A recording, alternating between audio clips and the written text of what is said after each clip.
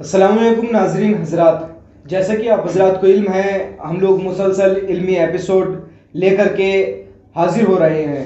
الہادی organization کی کوشش ہے کہ ہم ایام اعظم میں اس طرح کے علمی ایپیسوڈ لا کر کے اپنے ناظرین کے علم میں اضافے کا سبب بنیں۔ ہمارا جو موضوع ہے یہ ہے تحریک کربلا اور اخلاقیات انسانی۔ اس کے اوپر ہماری گفتگو ہو رہی ہے۔ ہمارے جو مہمان ہیں عالی جناب مولانا حجت الاسلام والمسلمین ڈاکٹر فیضان رضا نقوی صاحب، جو کہ ہمارے ساتھ تشریف فرما ہیں۔ قبلہ السلام علیکم حضور، جیسا کہ ہماری گفتگو کل چل رہی تھی تو ہمارا سوال تھا کہ کربلا کی جنگ اقتدار کی جنگ تھی یا اقدار و اخلاق کردار کی جنگ تھی، تو اس کے بارے میں تھوڑا سا بیان کریں۔ اعوذ باللہ من الشیطان اللعین الرجیم، بسم اللہ الرحمن الرحیم، الحمدللہ رب العالمین، والصلاة والسلام علی نبیہ الکریم وآلہ الطیبین الطاہرین۔ ناظرین کرام، السلام علیکم ورحمۃ اللہ وبرکاتہ۔ ظاہر ہے کہ آپ کا سوال یہ گزشتہ میں بھی ایپیسوڈ میں ہوا تھا کہ کربلا اقدار اور کردار کی جنگ ہے یا اقتدار کی جنگ ہے۔ تو ظاہر ہے کہ اس کا سوال کا جواب مباشر طریقے سے اور مختصر تو یہ ہے کہ اس میں کوئی شک نہیں ہے کہ کربلا اقتدار کی جنگ نہیں ہے۔ جیسے کہ بعض افراد کہتے ہیں کہ دو شہزادوں کی جنگ، جیسے برادران اہل سنت کے کچھ مورخین نے لکھا ہے کہ یہ دو شہزادوں کی جنگ تھی۔ نہیں، کربلا اقتدار کی جنگ ہے ہی نہیں۔ کربلا جو ہے وہ اقدار کی جنگ ہے، کربلا کردار کی جنگ ہے۔ اور وہ جو واقع کربلا میں جو جنگیں ہوئی ہیں، جو شہداء انصار لڑے، ہو سکتا کوئی انسان کہے کہ بھئی اگر کردار کی جنگ ہے تو وہاں پر لڑائی کی کیفیت کیوں ہوئی؟ تو وہ جتنی بھی ہوئی وہ دفاعی شکل میں ہوئی۔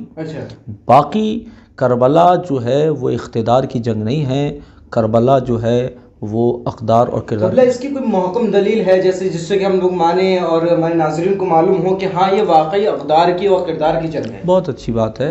دیکھیے میرے پاس بہت سارے اس کی دلیلیں موجود ہیں کہ میں یہ پیش کر سکتا ہوں۔ سب سے پہلی چیز ہمیں یہ سمجھنا ہوگا اس کے لیے کہ کربلا دلیل کو اور پروف کرنے کے لیے کہ یہ اقدار کی جنگ ہے، کردار کی جنگ ہے، نہ کہ اقتدار کی جنگ، تو ہمیں یہ سمجھنا ہوگا کہ اقدار کی جنگ، کردار کی جنگ کیا ہوتی ہے اور اقتدار کی جنگ کیا ہوتی ہے، تبھی ہم دلیل اس کو سمجھ پائیں گے۔ تو یہ سوال، اس سوال سے پہلے ایک سوال قائم کیا جا سکتا ہے کہ اقتدار کی جنگ اور اقدار کی جنگ کیا ہے۔ بے شک بے شک۔ پھر اس کے بعد میں پروف کی شکل میں آپ کو بتاؤں گا۔ دیکھیے اقتدار کی جنگ یہ ہوتی ہے کہ دو افراد جو صاحب اقتدار ہوں، ایک انسان اور دوسری طرف دوسرا انسان، دونوں صاحب اقتدار ہیں، حکومت رکھتے ہیں، اقتدار رکھتے ہیں، منصب رکھتے ہیں۔ جیسے کہ فرض کیجئے دو حکومتیں ہیں، دو ملک ہیں، اور وہ ایک ملک دوسرے ملک سے ٹکرائے، ایک حاکم دوسرے حاکم سے ٹکرائے، ایک بادشاہ دوسرے بادشاہ سے ٹکرائے، اسے کہتے ہیں اقتدار کی جنگ۔ اور اس اقتدار کی جنگ کے لیے جو ہے، جو حاکم ہوتا ہے، دونوں میں سے ہر ایک کی یہ کوشش رہتی ہے کہ اپنی طاقت کی بنیاد پر، اپنے لشکر کی بنیاد پر، اپنے اسلحے کی بنیاد پر وہ اس کے منصب، اس کے حکومت اور اس کے اقتدار پر قابض ہو جائے، اور جو ہے اس کی حکومت جو ہے وہ وسعت جو ہے حاصل کر لے۔ اسے کہتے ہیں اقتدار کی جنگ۔ یہ اقتدار کی جنگ ہے، اقدار اور کردار کی جنگ کے اور کردار کی جنگ۔ اور تو ظاہر ہے امام حسین علیہ الصلوۃ والسلام جو ہیں وہ ایسا نہیں ہے کہ یزید کی جہاں جہاں حکومت تھی اس پر قبضہ کرنا چاہتے تھے، ایسا نہیں ہے۔ اور اس کی میں پروف کروں گا آپ کو تیسرے سوال میں آپ کا، کیونکہ پہلا سوال ایک ہو چکا ہے، تیسرے سوال میں اس میں بیان کروں گا کہ اس کی پروف کیا ہے۔ دوسرے اقدار اور کردار کی جنگ کیا ہوتی ہے، اس کو بھی سمجھنا ضروری ہے۔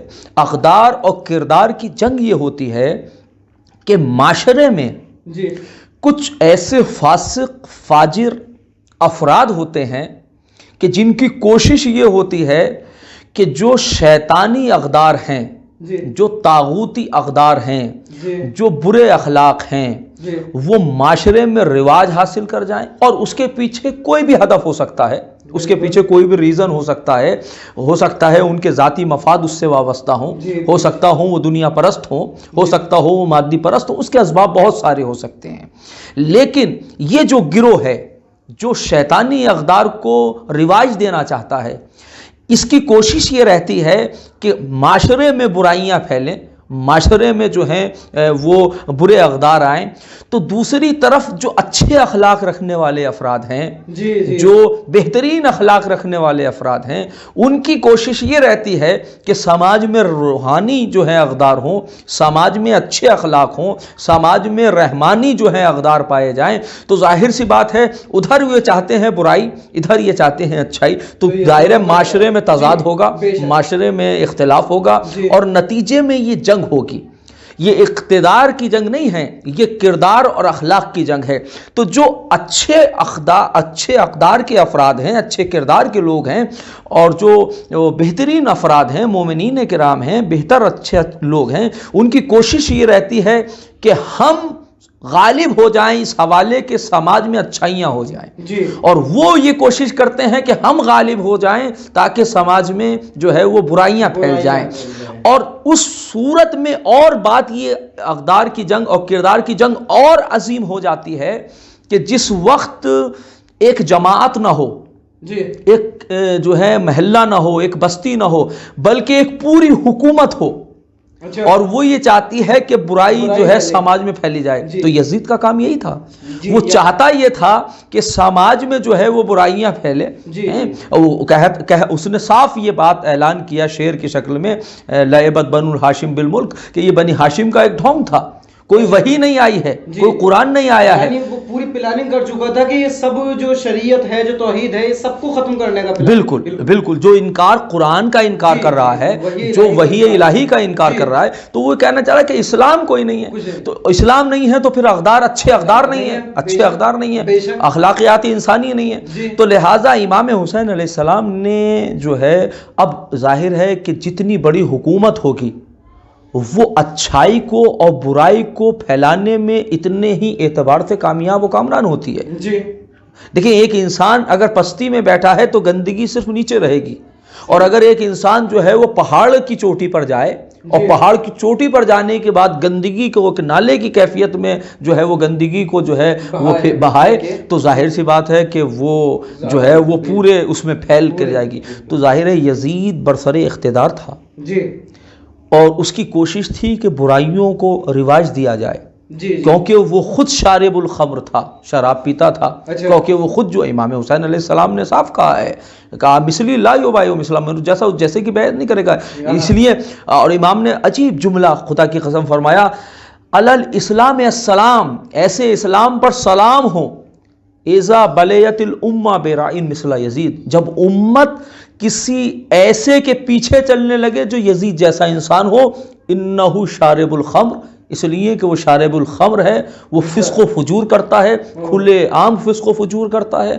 تو جہاں کیفیت یہ ہو، تو کربلا جو ہے وہ اقدار کی جنگ ہے، کردار کی جنگ ہے، کربلا اقتدار کی جنگ۔ اس کے لیے دلیل ہے، دیکھیے اس کے لیے دلیل یہ ہے کہ اقتدار کی جنگ جو ہے وہ اس وقت تک جاری رہتی ہے جب ایک حاکم دوسرے حاکم پر غالب نہیں ہوتا۔ جہاں ایک حاکم دوسرے حاکم کے اوپر غالب ہو گیا، جنگ ختم ہو گئی۔ بالکل نہیں نا، لیکن اقدار کی جنگ ایسا نہیں ہے۔ اقدار کی جنگ مسلسل چلتی رہتی ہے، وہ ختم نہیں ہوتی۔ اسی لیے امام حسین نے کہا، کیا فرمایا، مثلی لا یبایع مثلا، مجھ جیسا اس جیسے کی بیعت نہیں کرے گا۔ تو امام نے یہ نہیں کہا کہ یزید کی بیعت حسین نہیں کرے گا، مجھ جیسا اس جیسے کی بیعت نہیں کرے گا۔ یعنی امام فرمانا چاہتے ہیں کہ مجھ جیسا اچھا کردار رکھنے والا انسان جو ہے وہ یزید جیسے فاسق و فاجر کی بیعت میں اور اس میں نہیں رہ سکتا۔ تو جب کیفیت ایسی ہو، جب سچویشن ایسی ہو، جب حالت ایسی ہو، تو اس کا مطلب یہ ہے یہ جنگ صرف حسین اور یزید تک باقی نہیں ہے، بلکہ ہر اچھائی کی جنگ ہر برائی سے برابر جاری ہے. مثلی لا یبایع مثلا. امام کو فوراً مجھ جیسا جیسے کی بیعت نہیں کرے گا. تو اس کا مطلب امام بتانا چاہ رہے ہیں کہ یہ جنگ قیامت تک باقی رہے گی. مجھ جیسے انسان بھی سماج میں آتے رہیں گے اور یزید جیسے انسان بھی سماج میں آتے رہیں گے. تو لہذا یہ کردار کی جنگ، یہ اخلاق کی جنگ جو ہے قیامت تک جاری و ساری رہے گی. یہ پہلی دلیل ہے. اور دوسری دلیل یہ ہے کہ دیکھیے اقتدار کی جنگ کے لیے ضروری ہے کہ بادشاہ جب اقتدار کی جنگ کرتا ہے تو جیتتا کون ہے؟ جیتتا وہ ہے کہ جس کی طاقت زیادہ ہو، جس کے پاس اسلحہ ہو، جس کے پاس کثرت ہو، جس کے پاس لوگ ہوں، جس کے پاس جوانان ہوں، جس کے پاس جنگجو ہوں، جس کے پاس جو ہے بہادر ہوں، تو وہ جیتتا ہے. بے شک وہ غالب، وہ مغلوب ہو جاتا ہے انسان کہ جو کمزور ہو، جس کے پاس کوئی قلت ہو، جس کے پاس لشکر نہ ہو، جس کے پاس اسلحہ نہ ہو. تو اگر امام حسین علیہ السلام اقتدار کی جنگ لڑتے تو یزید کی جو دنیا میں تقریباً 70% دنیا پر جس کی حکومت تھی جی، تو اس کے لیے امام صرف 72 افراد کو لے کر جاتے. بہترین دلیل. یہ بات عقل قبول نہیں کرتی. تو اس کا مطلب یہ ہے کہ اگر یہ اقتدار کی جنگ ہوتی تو امام بھی اسلحہ جمع کرتے، امام بھی جنگجو کو جمع کرتے، امام بھی بہادر لوگوں کو جمع کرتے، امام لاکھوں کے مجمع کو کرتے. لیکن امام کو جو ہے وہ مختصر لوگوں کو لے جانا اس بات کی دلیل ہے کہ یہ جنگ جو ہے وہ اقتدار کی جنگ نہیں ہے، یہ جنگ جو ہے کردار کی جنگ ہے. اور خود امام حسین نے تیسری اور آخری دلیل، جبکہ بہت ساری دلیلیں میں نے کہا نا میں پیش کر سکتا ہوں، لیکن ایک اہم دلیل اور آپ کی خدمت میں پیش کر دوں، اور وہ یہ کہ امام حسین علیہ السلام جب نکلے ہیں تو یہ کہہ کر نہیں نکلے کہ میں یزید کی حکومت پر قابض ہو جاؤں گا، میں جنگ کرنے جا رہا ہوں. یہ الگ بات ہے کہ امام حسین نے یہ جملہ حاکم مدینہ ولید سے کہا تھا کہ نحنو نصبح وانتم تصبحون، ہم بھی صبح کرتے ہیں تم بھی صبح کرو، ہم بھی جو ہیں دیکھتے ہیں تم بھی دیکھو. رات میں جو ہے فیصلے نہیں کیے جاتے، ہم دیکھتے ہیں. کیا دیکھتے ہیں؟ ایونا احق بالخلافت والبیع، کہ یزید میں اور ہم میں کون بیعت کا مستحق ہے اور کون خلافت کا مستحق ہے. یہ الگ بات ہے امام نے فرمایا. لیکن امام جب نکلے ہیں تو امام نے یہ نہیں کہا میں یزید کی حکومت پر جو ہے قابض ہو جاؤں گا، یا امام نے کہا ہو کہ میں حکومت بنانا چاہتا ہوں یا حکومت، مستحق کون ہے. بلکہ امام کیا کہہ رہے تھے؟ خرجت لطلب الاصلاح، میں اصلاح کے لیے نکلا ہوں. اريد ان امر بالمعروف وانهى عن المنکر، میں اچھائیوں کو رواج دینا چاہ رہا ہوں، برائیوں سے لوگوں کو، سماج کو بچانا چاہ رہا ہوں. اس کا مطلب یہ ہے کہ سماج میں اچھائیاں پیدا کرنا اور برائیوں کو نکالنا یہ اقدار کی جنگ ہوئی، یہ کردار کی جنگ ہوئی. اگر امام حسین یہ فرماتے کہ میں جو ہے وہ حکومت پر قابض ہونا چاہ رہا ہوں تو پھر اقتدار کی جنگ ہوتی. اس کا مطلب یہ ہے کہ تحریک کربلا، انقلاب امام حسین، نہضت سید الشہداء جو ہے، یہ جنگ جو ہے اقدار اور کردار کی جنگ تھی، نہ کہ اقتدار کی. اچھا حضور، جیسا کہ ہم جنگوں کے بارے میں پڑھتے ہیں اور سنتے ہیں، جنگ میں کیا ہوتا ہے؟ جوان لوگ ہوتے ہیں، مرد ہوتے ہیں، سب کچھ ہوتا ہے. تو حضور کیا بچے، یہ جو اقدار کی جنگ ہوتی ہے اس میں بچے بھی جا سکتے ہیں؟ اس کے اصول جو ہیں، بچے، عورتیں. بالکل آپ کا سوال اچھا ہے. میں یقین جانیے کہ اگر اس پر بولا جائے تو مطلب میں کئی گھنٹے جو ہے وہ گفتگو کر سکتا ہوں. یہ موضوع ایسا اس لیے کہ اس میں پوری کربلا آ جاتی ہے بتانے کے لیے کہ کہاں کہاں اقتدار کی جنگ ہے. دیکھیں اقتدار کی جنگ ہمارے یہاں اقتدار کی جنگ ہوتی ہے، ہوتی ہے اسلام میں، عالم اسلام میں، لیکن اس کو اقتدار کا نام نہیں دیا جاتا، اس کو جہاد کا نام دیا جاتا ہے. اور اس کو کیوں دیا جاتا ہے جہاد کا نام؟ کیونکہ اس کے اندر کچھ شروط موجود ہیں. یہ اقتدار کی جنگ جو عام طور سے دنیا والے اقتدار کی جنگ کرتے ہیں، اس کا تعلق جو ہے جو دنیا کی حکومتیں، ایک حکومت دوسرے حکومت پر قبضہ کرتی ہے. ناظرین کرام یاد رکھیے یہ میرے جملے کو، کیونکہ یہ سنگین جملہ ہے اس لیے میں آپ کے متوجہ کرنا چاہتا ہوں. یہ نہ سوچئے گا کہ جہاد اور اقتدار کی جنگ ایک ہے، نہیں. اقتدار کی جو دنیا کی جنگیں ہیں وہ ایک حکومت دوسری حکومت پہ غالب ہونا وہ الگ ہے. تو وہ تو ہے ہی نہیں. حد یہ ہے کہ وہ جہاد بھی جو ہے، کربلا جو ہے وہ ایک اقتدار اور جہادی ویسی جنگ نہیں ہے، کیونکہ اس کے جہاد اور اقتدار میں اس کے ایک الگ شروط ہیں. جہاد کے ایک الگ شروط ہیں، اس میں اذن امام ہونا چاہیے، اس میں ساری چیزیں ہیں. اب وقت نہیں ہے کہ میں تفصیلات اس کی بیان کروں، لیکن یہ سمجھنا ضروری ہے کہ جہاد جو ہے اسلام نے جہاد کو واجب قرار دیا ہے، لیکن اس کے شروط ہیں۔ لیکن اقدار کی جو جنگ ہوتی ہے، اقتدار کی جنگ تو بہت دور، جہاد میں بھی عورتوں کے اوپر، خواتین کے اوپر جہاد ساقط ہے، اور بچوں کے اوپر بھی جہاد ساقط ہے۔ یہی وجہ ہے کہ واقعہ موجود ہے، روایت موجود ہے کہ بدر اسلام کی سب سے پہلی جنگ ہے، یعنی سب سے پہلا جہاد جو ہے وہ بدر میں ہوا، 313 افراد تھے، تو کیونکہ مسلمان کم تھے، چاہنے والے کم تھے، ابتدائی اسلام تھا، تو چند بچے آئے رسول اسلام کے پاس، یا رسول اللہ اگر لوگ کم ہیں تو کوئی بات نہیں، کیونکہ مقابل میں 1000 تھے اور یہاں 313 تھے، تو کہ کوئی مشکل نہیں ہے، اگر وہ ہیں تو ہم بچے بھی چلیں گے۔ تو امام نے، رسول اسلام نے یہ کہہ کر واپس کر دیا کہ بچوں کے اوپر جہاد ساقط ہے۔ کیا بات ہے؟ تو اقتدار کی جنگ نہیں تھی، جبکہ یہ جہاد تھا، لیکن اس میں بھی اسلام یہ کہتا ہے کہ بچے شریک نہیں ہو سکتے۔ اسی طریقے سے تمام عالم اسلام اس بات کو قبول کرتا ہے کہ جہاد عورتوں کے اوپر ساقط ہے، بوڑھوں کے اوپر ساقط ہے، یعنی بوڑھے کہ جو اس تک ہوں کہ وہ جہاد نہ کر سکتے ہوں۔ لیکن کربلا کی جنگ وہ اقدار اور کردار کی جنگ ہے، وہ اقتدار کی جنگ نہیں تھی، وہ جہاد نہیں تھا۔ اگر جہاد ہوتا تو امام حسین علیہ السلام بچوں کو کیوں لے کر جاتے؟ امام حسین علیہ السلام خواتین کو کیوں لے کر جاتے؟ اور یہاں صرف بچے نہیں ہیں، بزرگ بھی ہیں، 84 سال کے حبیب ابن مظاہر بھی ہیں، مسلم ابن اوسجہ، یہ وہ صحابہ ہیں کہ جو 80 سال سے اوپر کے ہیں۔ تو لہٰذا یہاں اقدار اور کردار کی جنگ جو ہے اس میں بچے بھی شریک ہو سکتے ہیں، اس میں خواتین بھی شریک ہو سکتی ہیں، اور اس میں بزرگ بھی شریک ہو سکتے ہیں۔ اقدار کی جنگ میں جو ہے بچے، بزرگ یہ بھی شریک ہو سکتے ہیں، بالکل یہ سب شریک ہو سکتے ہیں، بالکل۔ اور لیکن اقتدار اور جہاد میں جو ہیں شریک نہیں ہو سکتے، اقتدار اور جہاد کی جنگ میں شریک نہیں ہو سکتے۔ اور یہ بھی ایک دلیل ہے کہ یہ اقدار کی جنگ ہے۔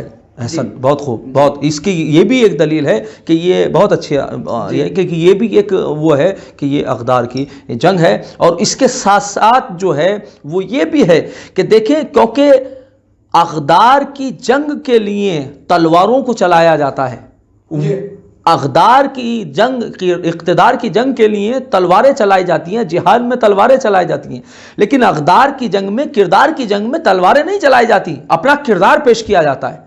تو جو بہترین خاتون ہو، بہترین کردار کی مالک ہو، تو ظاہر ہے ثانیہ زہرا سے بہتر کون کردار کا مالک ہو سکتا ہے؟ تو لہٰذا اسی لیے ان کو نمائندگی دی گئی، کیونکہ آپ سے بہتر کوئی اچھے کردار رکھنے والی خاتون نہیں تھی، لہٰذا آپ کو وہ نمائندگی دی۔ اور اسی طریقے سے بچے، کیونکہ بچے خود معصوم ہوتے ہیں، تو لہٰذا ان کی بھی شرکت ہو سکتی ہے، اور بزرگ کیونکہ ایک اپنا کردار پورا اچھا رکھتے ہیں، تو اقدار کی جنگ میں، کردار کی جنگ میں ہر وہ انسان شریک ہو سکتا ہے کہ جو بہترین اخلاق اور بہترین کردار رکھتا ہو۔ یہی وجہ ہے کہ امام حسین علیہ السلام نے ان جوہر، کیونکہ امام ایک ایسے جوہری تھے جنہوں نے ان جنگجوؤں کو، جنگجو کا مطلب وہ نہیں ہے کہ جو تلوار چلائیں، جنگجو وہ جو کردار کی جنگ لڑنے والے ایسے افراد کو آپ لے کر آئے کہ جو کوئی حافظ قرآن تھا، کوئی صحابی رسول تھا، کوئی بہترین اخلاق کا مالک تھا، سب اپنے اپنے مرتبے پر ایک عالی کردار لڑ رہے تھے۔ تو کیونکہ یہ اقدار کی جنگ تھی، لہٰذا امام ان کو لے کر آئے جو عالی اقدار انسانی اور عالی اخلاقیات انسانی کے مالک تھے۔ ماشاءاللہ۔ اسی کے ساتھ ہم آپ سے پھر وداع لیتے ہیں، اور میں حضور سے گزارش کرتا ہوں کہ ہمارے ناظرین کے لیے کوئی پیغام دیجیے اس ایام اعزاء کے موقع پر۔ دیکھیے، میں تمام ناظرین کی خدمت میں یہ خصوصی طور سے گزارش کروں گا کہ ہمیں صرف یہ نہیں دیکھنا ہے کہ جو کربلا میں ہوا وہ ہم 1400 برس سے منا رہے ہیں، شہادتیں ہم سمجھ رہے ہیں۔ میں یہ نہیں کہتا کہ اس کی اہمیت نہیں ہے، اس کی بہت زیادہ اہمیت ہے۔ عزاداری سید الشہداء کو منائیے، گریہ کیجئے، بکا کیجئے، لیکن اس کے ساتھ ساتھ ہمیں یہ دیکھنا ہے کہ ہمیں کربلا سے کیا ملا اور ہمیں کیا ملتا ہے، تاکہ اگر ہم نے اس کو سمجھ لیا ناظرین کرام کہ جو ہمیں کربلا سے ملا ہے اور ہمیں کربلا سے کیا دروس ملتے ہیں، اگر ہم نے اسے حاصل کر لیا تو ہم ہدف امام کو پہنچیں گے۔ نتیجے میں امام کا مقصد یہ ہے کہ معاشرہ حسینی ہو، تو یہ عزاداری کا نتیجہ یہ ہونا چاہیے کہ معاشرہ حسینی ہو۔ تو ہمیشہ اس چیز کو مد نظر رکھیے، کربلا میں جو ہوا اس کو بھی مد نظر رکھیے اور کربلا سے جو ملا اس کو بھی مد نظر رکھیے۔ آخر میں ناظرین پھر میں آپ سے وہی گزارش کروں گا کہ آپ والدین سے خصوصاً یہ گزارش ہے کہ اپنے بچوں کو زیادہ سے زیادہ یہ ایپیسوڈ دکھائیں، انہیں یاد کرائیں اور ان سے سوال کریں، ان سے پوچھیں، اور جب یہ ایپیسوڈ مکمل ہو جائیں تو اس وقت اپنے بچوں سے سوال کریں اور اس دوران ایک ویڈیو بنائیں چھوٹی سی۔ وہ ویڈیو ہمارے واٹس ایپ نمبر جو کہ آپ کو ڈسکرپشن میں اور اسکرین پر مل جائے گا، اس واٹس ایپ نمبر پر بھیجیں۔ انشاءاللہ ہم جن بچوں کو جنہیں اچھے سے یاد ہوگا ان کا انتخاب کر کے ان کی حوصلہ افزائی کے لیے تبرکات دیں گے۔ اسی کے ساتھ ہم ودا لیتے ہیں۔ السلام علیکم ورحمۃ اللہ۔